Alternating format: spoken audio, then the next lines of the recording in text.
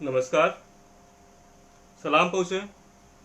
मैं मृदुल कपिल कानपुर से आप सबका हार्दिक स्वागत और अभिनंदन करता हूँ।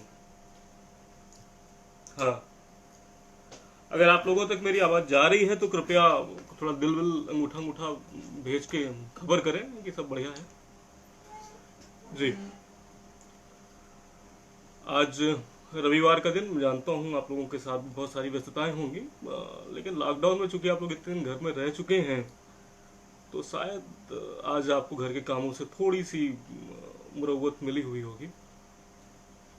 अब लॉकडाउन की अगर बात करें तो हम लोगों ने बहुत सारे नए नए से शब्द सीखे, बहुत सारी चीज़ें सीखी। जैसे कभी तो लॉकडाउन, नमस्कार सौरभ राय जी। जैसे कि अभी तक हम लोगों को पता नहीं था कि ये जमाती क्या होते हैं, क्वारंटीन क्या होता है, और बहुत लोगों को तो सैनिटाइजर भी नहीं पता था। इसी तरह हम लोगों ने एक और नया शब्द सीखा, जैसे कि एक हमने नया शब्द सीखा, वेबिनार। वेबिनार मतलब हम लोगों का आप तक आना इस लाइव ऑडियो और वीडियो के माध्यम से।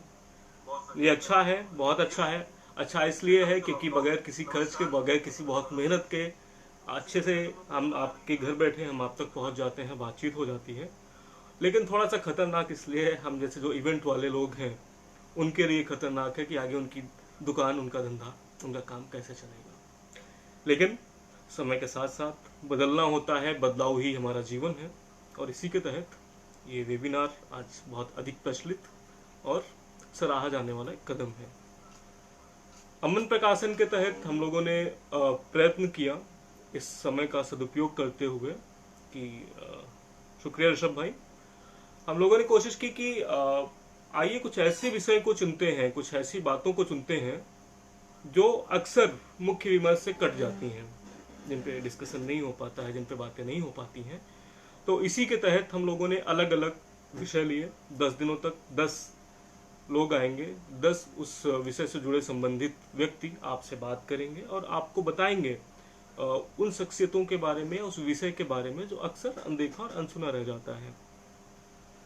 तो आइए शुरू करते हैं। आज का जैसे विषय है, क्योंकि आप लोग जानते हैं कि मैं कानपुर से हूँ और कानपुर से मुझे बेपनाह मोहब्बत है। इसके हर जर्रे में, इसकी हर जगह पे कुछ ना कुछ छुपा हुआ है जो अनदेखा और अनसुना सा है।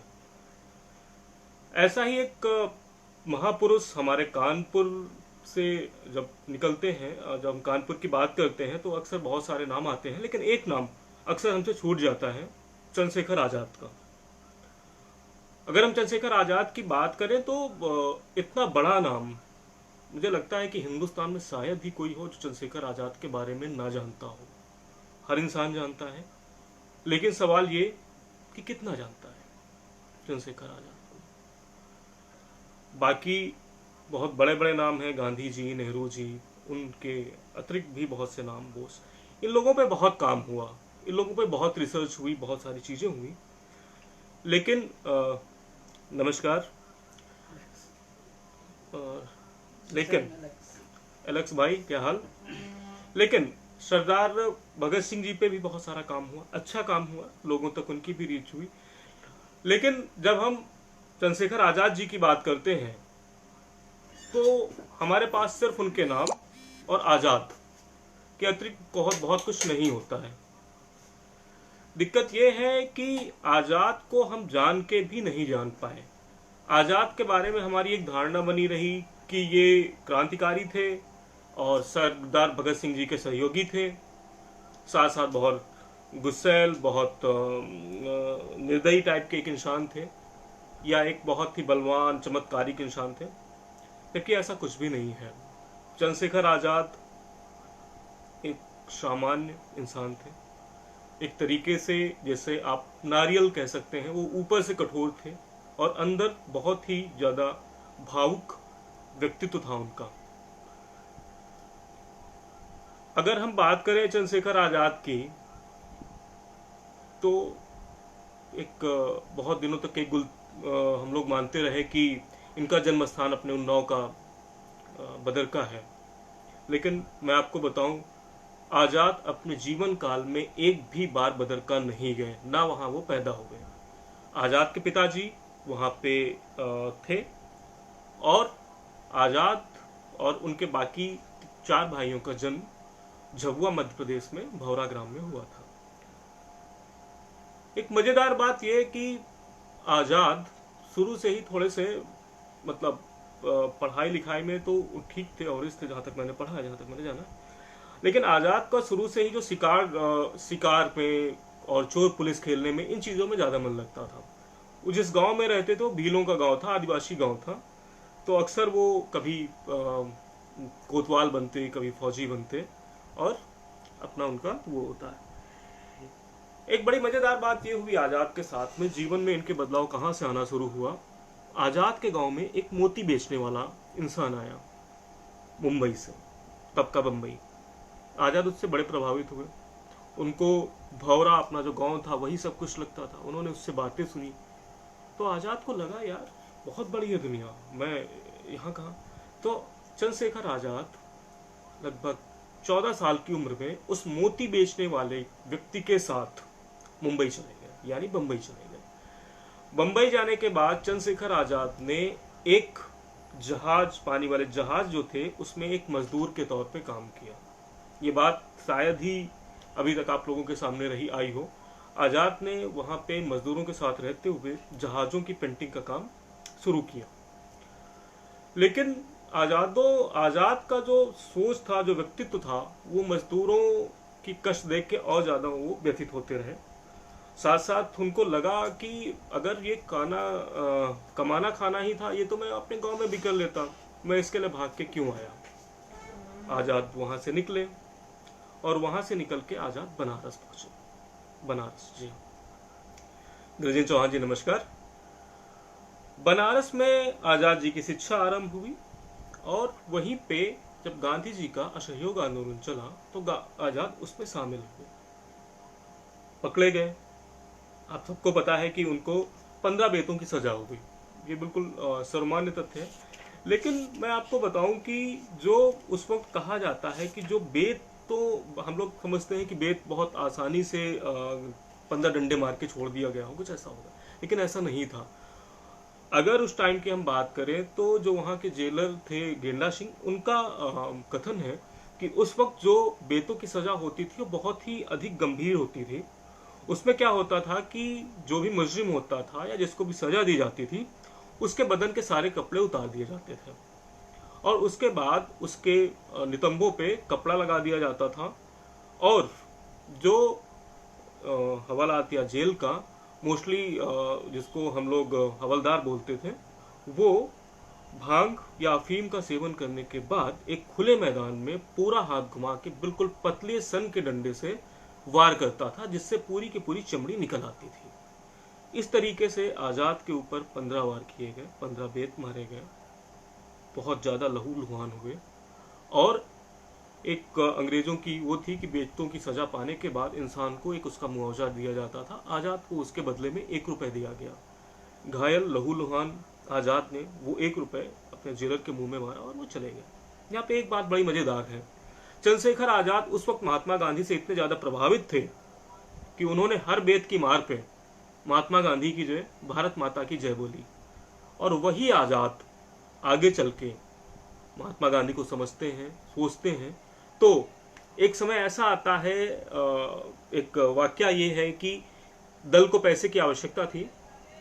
कुछ लोगों को, जो बड़े बड़े सेठ थे वो थे, उन क्रांतिकारियों के लिए बहुत अधिक कौतूहल रहता था, वो चाहते थे कैसे भी देख लें। आज़ाद के पास एक प्रस्ताव आया कि एक महिला है और उनका एक परिवार है, वो आपके दर्शन करना चाहता है, अगर आप उनसे मिल लेंगे तो वो आपको इसके बदले 2000 रुपये देंगे। 2000 रुपये तब के लिए एक बहुत बड़ी रकम थी। लेकिन आज़ाद ने कहा कि मैं महात्मा गांधी नहीं हूँ जो अपने हस्ताक्षर बेच के पैसे कमाऊँ। तो एक सोच की भिन्नता, अच्छा खासा चलता हुआ आंदोलन, चौरी चौरा की घटना की वजह से महात्मा गांधी जी का रोक देना, ये आज़ाद के लिए बहुत बड़ा एक सवाल भी था और बहुत बड़ा शॉकिंग भी थी। सर राकेश सर, बहुत बहुत शुक्रिया। अगर हम बात करें आज़ाद और कानपुर की, तो आज़ाद का कानपुर से जीवन और मौत का संबंध है। जीवन का ऐसे कि आज़ाद के जो बाबा थे वो कानपुर के ही, उनका कानपुर के पास भौती का एक गांव है, वो उनका पैतृक ग्राम था, पैतृक गांव था। इसलिए आज़ाद का जो संबंध है सिर्फ कार्य क्षेत्र का ही नहीं बल्कि कानपुर से एक जन्म क्षेत्र का भी संबंध है। और नृत्य का संबंध कैसे है ये मैं भी आपको आगे बताऊंगा आज़ाद का कानपुर से। प्रिया जी बहुत बहुत शुक्रिया। अब आज़ाद का जो मुख्य कार्य क्षेत्र रहा उसमें बनारस, झांसी, कानपुर, इलाहाबाद, ये 4 ऐसी जगह थी जहां पे आज़ाद का मुख्य कार्य, वैसे तो पूरा उत्तर भारत रहा लेकिन इनका मुख्य कार्य क्षेत्र जो था ये था। झांसी इनका एक बहुत बड़ा, एक तरह से कहा जाए कि पार्टी का पुनर्गठन जो आज़ाद ने किया वो झांसी में ही किया, झांसी से ही हुआ। झांसी में आज़ाद ने बहुत अच्छे दिन भी देखे, आज़ाद को बहुत सारे अच्छे मित्र भी मिले और आज़ाद के लिए वहाँ पे बहुत सारे कट अनुभव भी रहे।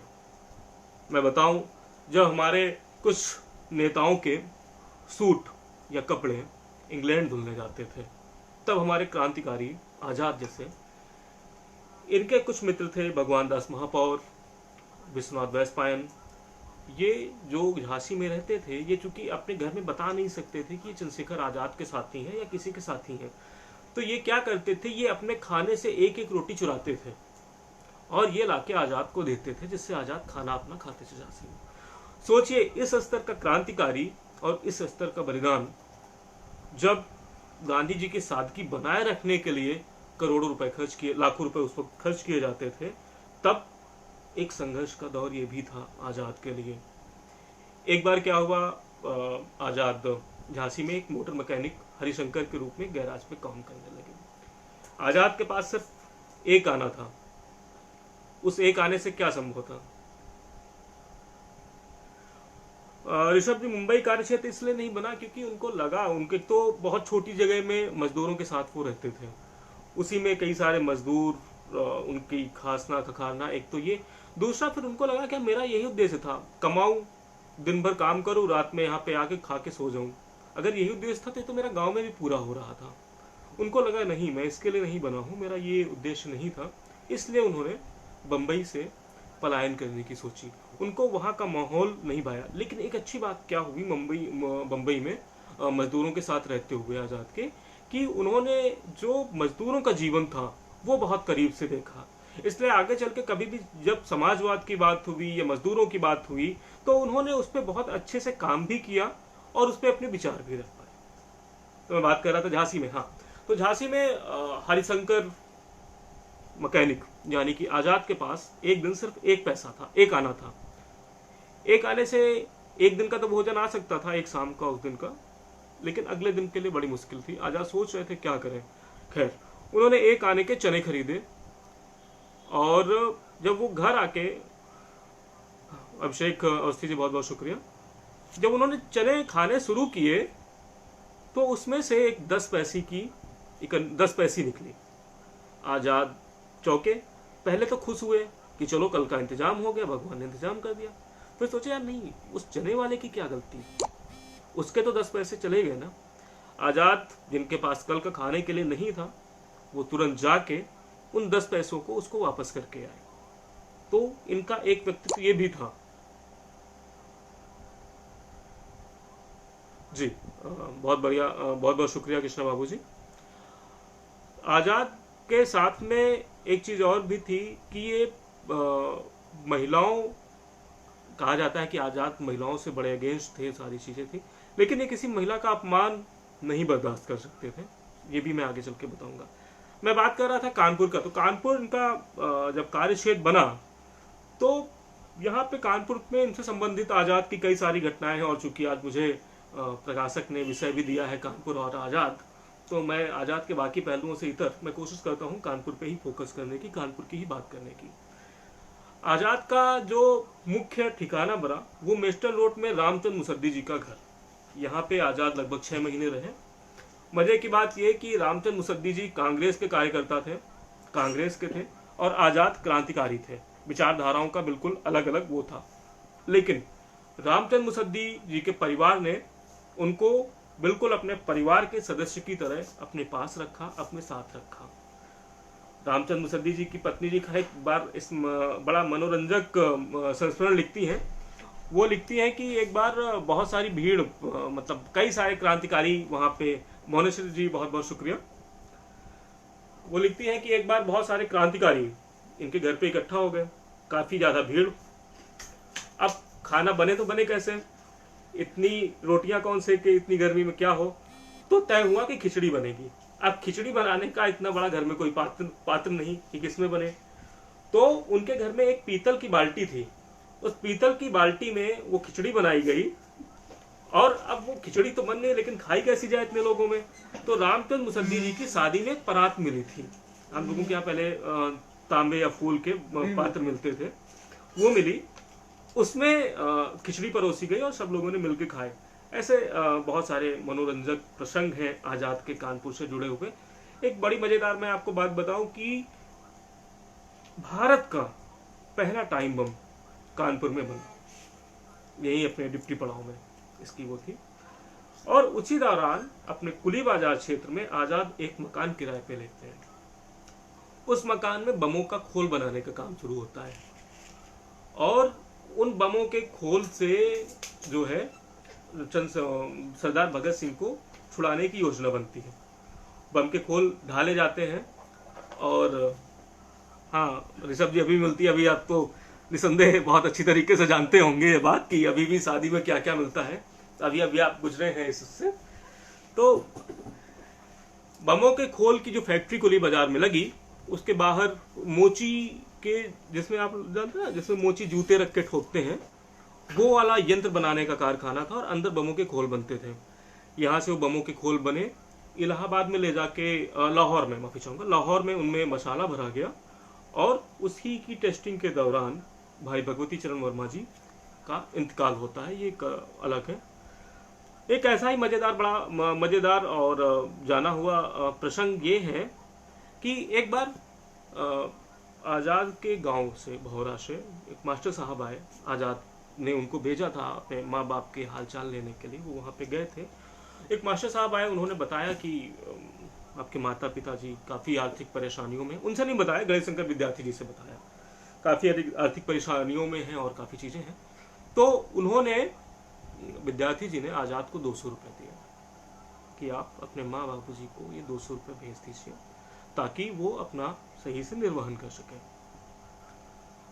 वो बात बीत गई। कुछ दिन बाद जब विद्यार्थी जी ने पूछा कि क्या वो तुमने पैसे अपने माँ और पिताजी को भेज दिए थे, आजाद ने कहा नहीं, वो पैसे पार्टी के खर्च में मैंने लगा दिए। अब विद्यार्थी जी बड़े नाराज हुए कि ये कैसे संभव है, आपने पैसे क्यों लगा दिए। तो आजाद ने कहा कि देखिए, सिर्फ मेरे माँ बाप नहीं है, मेरे साथ बहुत सारे और क्रांतिकारी जुड़े हुए हैं। कल को भगवान न करे मेरे माँ बाप नहीं रहते, उससे क्या फर्क पड़ता है, लेकिन दल रहना चाहिए, इसके लोग रहने चाहिए, क्रांतिकारी रहने चाहिए। भारत प्रसाद जी मेघालय से, उनको बहुत बहुत शुक्रिया। सुभाष नीरो जी को बहुत बहुत धन्यवाद। और भरत प्रसाद जी नेहरू यूनिवर्सिटी में HOD हैं, उनका बहुत बहुत शुक्रिया। कभी मौका मिला तो ज़रूर मैं आपसे मिलना चाहूँगा, आपसे डिस्कस करना चाहूँगा, ज़रूर आपसे कुछ मैं सीखूँगा भी। डरिए मत, कोरोना नहीं हुआ है। आज़ाद का ये एक प्रसंग था। साथ साथ एक और बड़ा मज़ेदार प्रसंग है कि आज़ाद जी एक बार इलाहाबाद से चले कानपुर के लिए, और CID को एक खबर लग गई कि इलाहाबाद से आज़ाद आ रहे हैं। कानपुर सेंट्रल में उनके लिए पूरी की पूरी पुलिस गारद लगा दी गई। आज़ाद को भी शक हो गया कि उनके पीछे पुलिस लगी हुई है, इसलिए वो शुक्लागंज के करीब उतर गए और वहां से पैदल चलते हुए लाल बंगले तक आए, और यहाँ पे नारायण प्रसाद अरोड़ा जी के घर पे रुके। उस वक्त क्या था कि आज़ाद ने अपना रूप परिवर्तित किया हुआ था। आज़ाद ने एक गांधी टोपी लगाई हुई थी, गांधी टोपी टाइप की लगाई हुई थी, कुर्ता पहना था, धोती पहना था। CID के पास वही खबर थी, और वो क्योंकि तब इतना ना व्हाट्सएप चलता था ना मेल चलता था, सिर्फ कपड़ों के आधार पर पहचान होती थी, फोटोज का भी इतना ज़्यादा चलन नहीं था। तो उसी आधार वाले उसको हुलिया के लोग पुलिस और CID खोज रही थी कानपुर में। शुक्लागंज से उतर के पैदल चलते हुए लाल बंगले आते हैं। नारायण प्रसाद जी के यहाँ पे रात में रुकते हैं और अगले दिन क्या करते हैं, वो अपने कपड़े वहां पे छोड़ देते हैं। नारायण प्रसाद अरोड़ा जी की हैट, कोट और पैंट पहनते हैं, बिराना रोड से नयागंज होते हुए अपने आगे स्थान के लिए निकल जाते हैं। और यहाँ पे सारी की सारी सीआईडी उनको ढूंढती रहती है।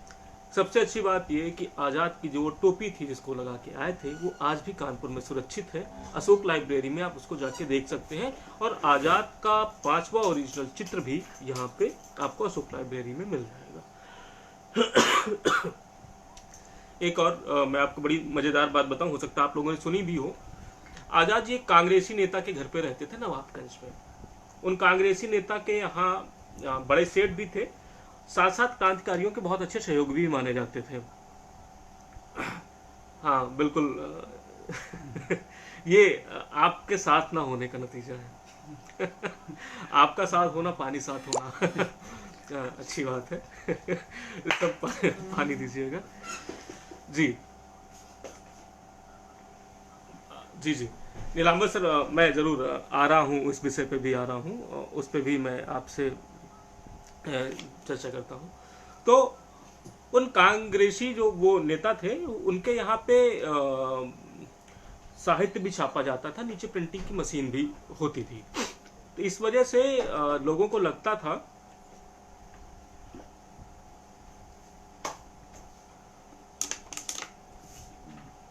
पुलिस का उन पे बड़ा शक रहता था। बहुत सारी वो होती थी कि उनके यहाँ अक्सर छापे पड़ा करते थे। एक बार रक्षाबंधन का दिन था, आजाद खड़े थे और उनकी जो वाइफ थी, उनकी जो धर्मपत्नी थी, वो अपने भाई को राखी बांधने जा रही थी और ठीक उसी वक्त उस घर में छापा पड़ गया। सब भौचौक कि अब क्या होगा।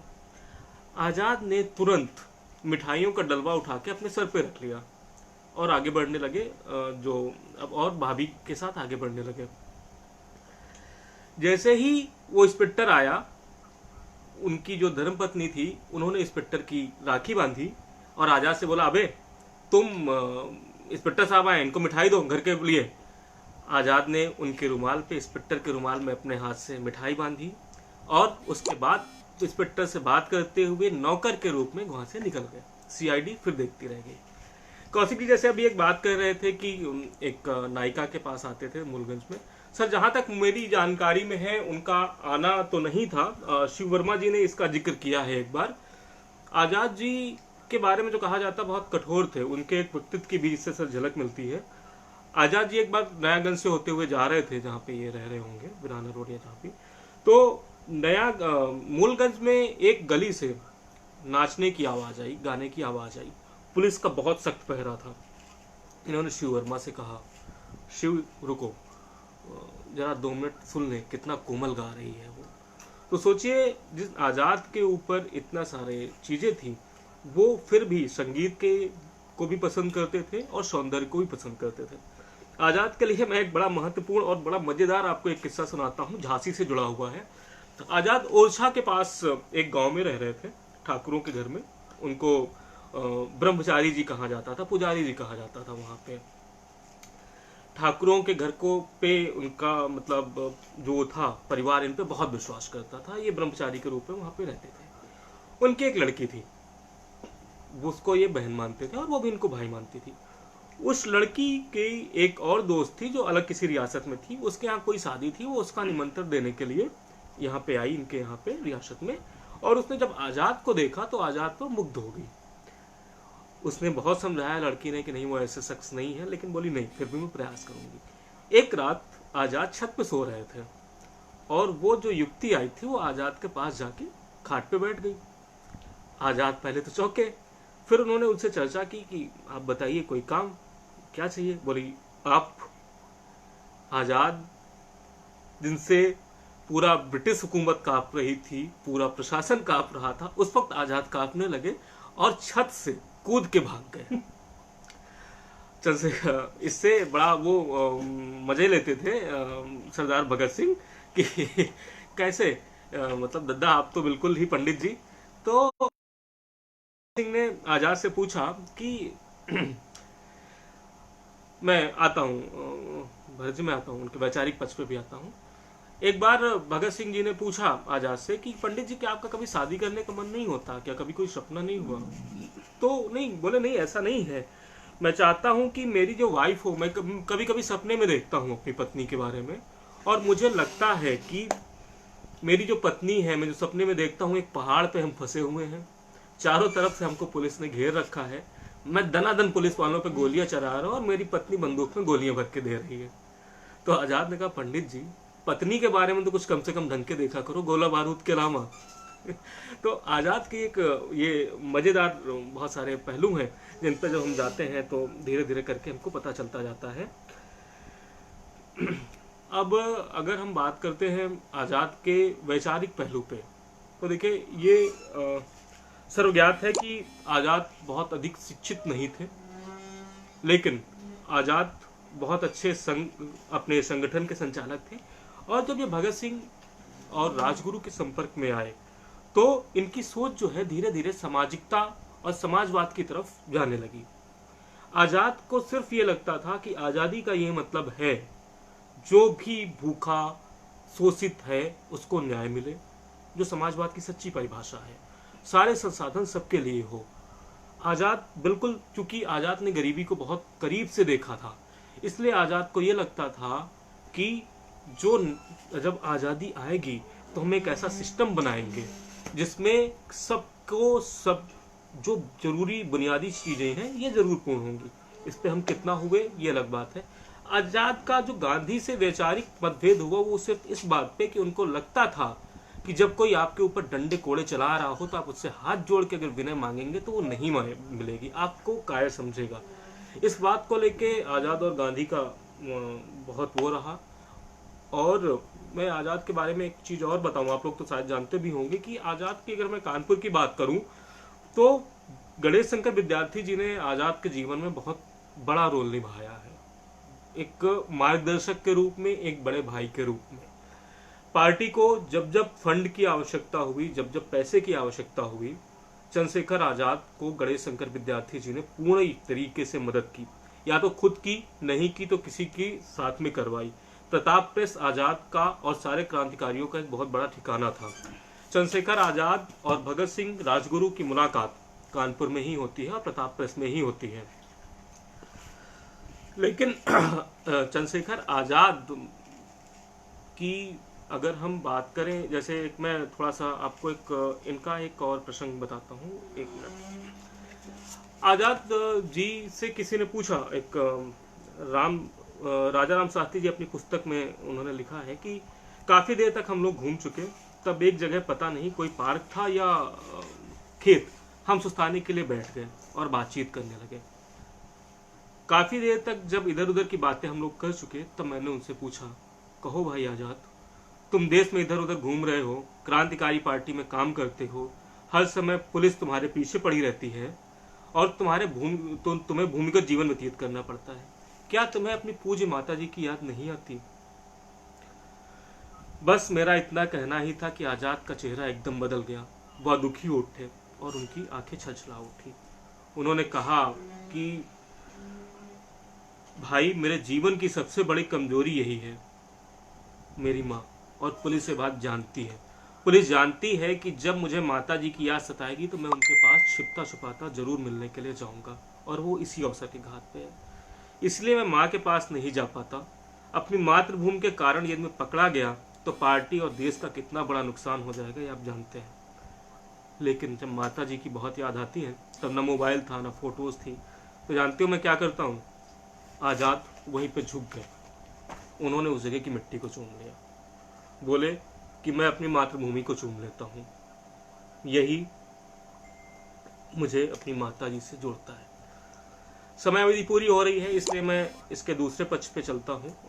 जैसे अभी एक सवाल आया था कि आजाद जी के ऊपर साहित्य के बारे में लिखा गया है। सर काफी कुछ आजाद जी के ऊपर लिखा गया है, और खास करके विद्यार्थी सुधीर विद्यार्थी जी ने इन पे बहुत काम किया है और कई सारी किताबें भी आई हैं। लेकिन आजाद पे के साथ सबसे बड़ी समस्या ये रही कि इनका जीवन का अधिकांश हिस्सा गुप्त रहा और इन्होंने इसको खुद ज्यादा लोगों के सामने नहीं लाया। इसलिए क्या हुआ कि आजाद को सब लोगों ने अपने अपने ढंग से चित्रित किया किसी को लुटेरे लगे, किसी को डकैत लगे, किसी को क्रूर लगे। एक समय तो ऐसा भी आया कि एक महिला ने मुंबई में दावा कर दिया कि वो आजाद की पत्नी है। ये दावा भी बहुत दिन चलता रहा, लेकिन आजाद का जीवन पे ढंग से आज तक रिसर्च नहीं की गई। मैं बात फिर से कहता हूं, बहुत सारी ऐसी बिखरी कड़ियां हैं जो जोड़ी जानी आवश्यक है। कानपुर, ये बहुत गर्व की बात है कि आजाद का आपसे बहुत बड़ा नाता रहा, बहुत अच्छे संबंध रहे, लेकिन कानपुर ये बहुत दुख की बात है, ये क्षोभ की बात है, ये कलंक है हमारे और आपके ऊपर, ये दाग है और जीवन भर रहेगा। आजाद की शहीद होने में कानपुर का बहुत बड़ा हाथ था। महनवीर जी बहुत बहुत शुक्रिया। जी जी, झांसी में रही थी वो, सदाशिवराव जी के उस सानिध्य में रही, वैशंपायन जी के सानिध्य में रही वो अंतिम दिनों में, और वहीं पे उनकी एक मूर्ति भी स्थापित करने के लिए प्रयास हुआ था जगरानी देवी जी का, जिसका तत्कालीन सरकार ने बड़ा विरोध किया और उसमें भी काफी सारी चीजें हुई। कानपुर में आजाद पार्क में, हाँ, कानपुर में आजाद पार्क। तो मैं कह रहा था कि आजाद का सिर्फ जीवन में कानपुर बहुत महत्वपूर्ण रहा, लेकिन मृत्यु में भी रहा। वीरभद्र तिवारी जानते हैं आप, सब जानते हैं, जिसकी गद्दारी की वजह से आजाद पकड़े जाते हैं, वो कानपुर के थे, अपने ही कानपुर के, और उन्होंने जो मुखबिरी की थी वो कानपुर में ही की थी। 25 फरवरी 1931 की रात 11:15 बजे वो रामनारायण बाजार के नुक्कड़ पे सीआईडी इंस्पेक्टर शंभुनाथ को आजाद के इलाहाबाद के कटरा वाले मैदान में होने की खबर देते हैं। जी जी सर, आप सही कह रहे हैं महनवीर जी। तो वीरभद्र तिवारी जी, मैं माफी चाहूंगा, वीरभद्र तिवारी के साथ जी निकल गया। इनके लिए सिर्फ आक्रोश है मन में, इनकी वजह से हमने जो खोया उसकी भरपाई कभी नहीं हो सकी। और सोचिए, यदि चंद्रशेखर आजाद 10 से 15 साल और जीवित रहे होते तो देश का क्या बदलाव होता, देश की क्रांति की क्या धार होती और इतिहास किस तरीके से लिखा गया होता। लेकिन सिवाय अफसोस के कुछ नहीं है। वीरभद्र तिवारी उनकी मुखबिरी करते हैं। आजाद के साथ एक साथ कई सारी घटनाएं होती हैं। चंद्रशेखर आजाद नहीं चाह रहे थे कि भगत सिंह वहां पे असेंबली में जाके बम कांड करें, और अगर जाके कर भी रहे हैं तो उनको वापस निकाल लिया जाए।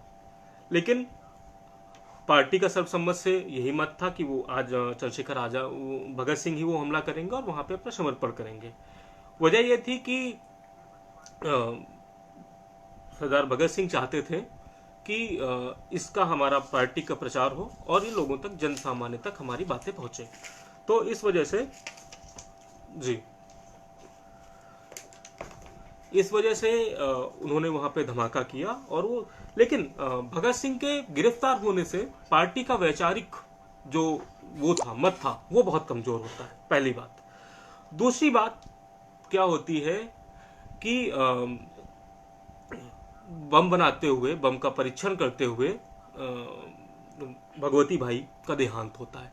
तीसरा जो होता है, वैशंपायन पकड़े जाते हैं। और चौथा, कैलाशपति और वीरभद्र तिवारी जैसे कोर कमेटी के लोग मुखबिर हो जाते हैं। लेकिन मैं आज एक साहित्यिक ग्रुप पे बात कर रहा हूँ, चर्चा कर रहा हूँ, विमर्श कर रहा हूँ। एक बात बोलना चाहता हूँ आपसे, बहुत कुछ अनदेखा रह गया। क्या वीरभद्र तिवारी की वजह से ही चंद्रशेखर आजाद पकड़े जाते हैं? ये सवाल खुद से करिएगा। हम लोगों ने यशपाल को बहुत बड़ा राइटर माना,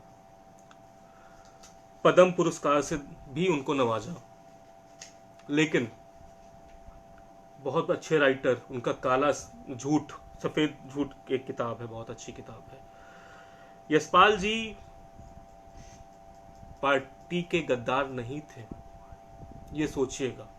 आजाद उनको मृत्युदंड मुकर्रर करते हैं, लेकिन वीरभद्र तिवारी उनको बचाते हुए हैं, और बाद में वो अपनी जो सिंहावलोकन किताब लिखते हैं उसमें वीरभद्र तिवारी को बचाने की कोशिश करते हैं।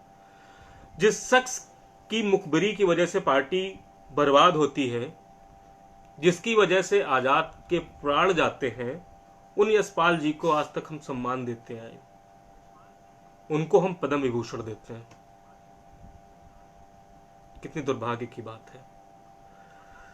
जी जी, बिल्कुल राकेश सर, वैशपायन जी ने पूरी जीवनी लिखी है, ये उनकी जीवनी है, मेरे पास है, मैंने पढ़ी इसको कई बार। और सुदेश विद्यार्थी जी ने भी अग्निपुंज नाम से एक किताब संपादित की थी। श्री वर्मा जी ने भी इनके बारे में काफी कुछ लिखा हुआ है।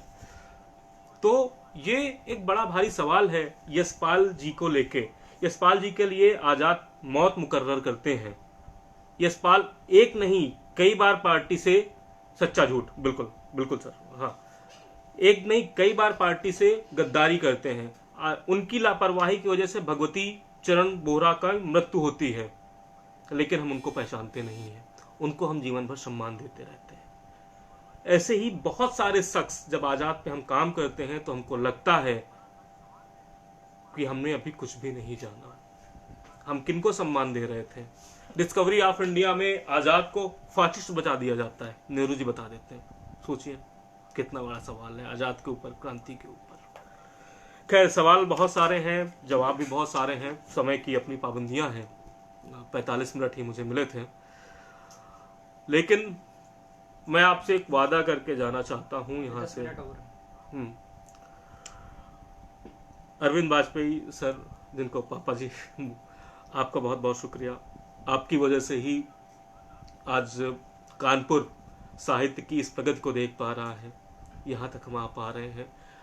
आपने जो बुनियाद अमन प्रकाशन की खड़ी की, उस पे इमारत बन रही है और मुझे लगता है बहुत जल्द ये भव्य होगी।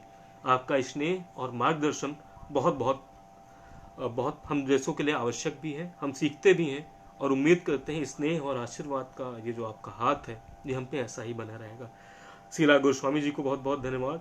अरुण शीतांश जी जो बहुत बड़े लेखक भी हैं, उनको मेरा नमस्कार। आपसे भी मैं ज़रूर मिलना चाहूँगा और आपसे भी मैं ज़रूर चर्चा करूँगा। ऋषभ देव शर्मा जी को भी बहुत बहुत शुक्रिया। मैं आपसे भी मुखातिब होऊंगा, बहुत जल्दी मैं आपसे चर्चा करूँगा। तो मैं कह रहा था कि मैं आपसे ये वादा करके जाना चाहता हूँ, चाहे गणेश शंकर विद्यार्थी हो या उनका प्रताप या चंद्रशेखर आजाद या राजगुरु या अशफाक उल्लाह खां या अजीजन भाई, ऐसे जो शख्स हैं, मैं जब तक मेरा वजूद है मैं प्रयास करूंगा कि इनके ऊपर धूल न चढ़ने पाए। मैं अपना सर्वोच्च इन महान विभूतियों के लिए अर्पित करूंगा, ये आपसे वादा है। मैं नहीं जानता कि इससे पहले इनके ऊपर कितना काम होना चाहिए था और कितना नहीं हो सका। जी, महेंद्र सर, आप सही कह रहे हैं। यशपाल जी की धर्मपत्नी प्रकाशो जी के बारे में, जिनके बारे में यशपाल जी कहते हैं कि वो 5 लाख रुपए, 50,000 रुपए या 5 लाख रुपए पार्टी के लिए लेके आ रही हैं और वो उनको भगा के शादी कर लेते हैं। पार्टी से धोखा वहां भी होता है। तो ये बहुत बड़ा शोध का और रिसर्च का विषय है, इस पे जरूर होना चाहिए। झूठा सच क्या सच में सच है, सिंहालोकन उनका पढ़ना चाहिए। और उन्होंने इसमें इतनी सारी भ्रामक बातें लिखी हैं कि आपको अंदाजा ही नहीं होगा। पढ़िए, जानिए। तो मैं आपसे वादा कर रहा था कि चंद्रशेखर आजाद, अशफाक उल्लाह खां, गणेश शंकर विद्यार्थी, तात्या टोपे, अजीजन बाई, विशंबना शर्मा जी, इन सब के लिए मेरा प्रयास होगा कि इनके नाम के ऊपर जो गर्द चढ़ी है, सिर्फ आप नाम ना जाने, हमारी आने वाली पीढ़ियां जाने तो कि जब हमको आज़ादी मिली वो क्या खो के मिली। कौन थे वो पागल जिन्होंने अपनी 25-30 साल की उम्र में अपने आप को सर्वस्व अपना बलिदान कर दिया।